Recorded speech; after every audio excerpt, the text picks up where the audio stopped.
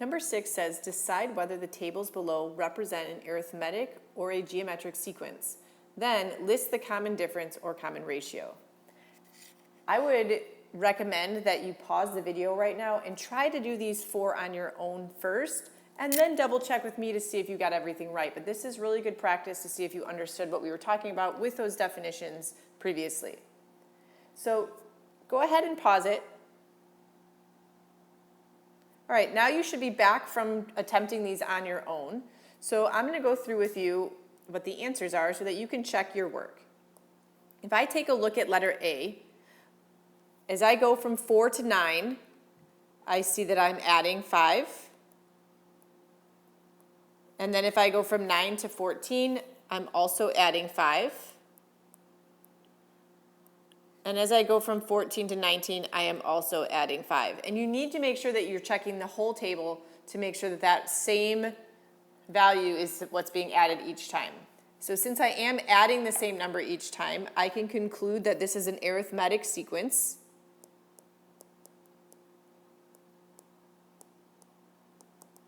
And an arithmetic sequence has a common difference. Again, I'm going to abbreviate that as CD.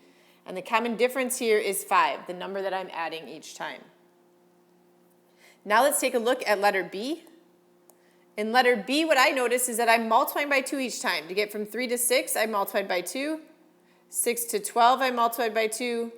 12 to 24, I also multiplied by 2.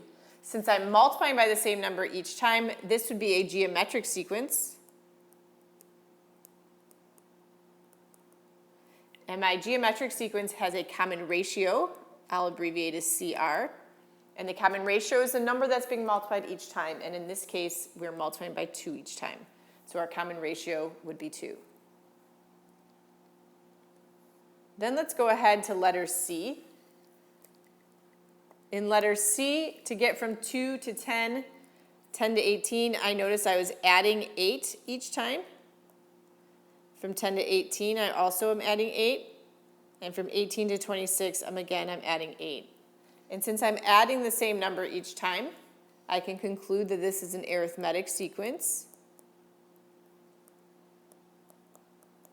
And my common difference is 8.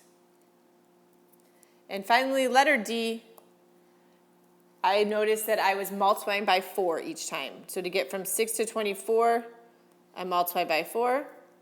24 to 96, I multiplied by 4. 96 to 384, I also multiplied by 4. So since I'm multiplying by the same number each time, I can conclude that this is geometric. And my common ratio here would be 4, the number that I'm multiplying by each time.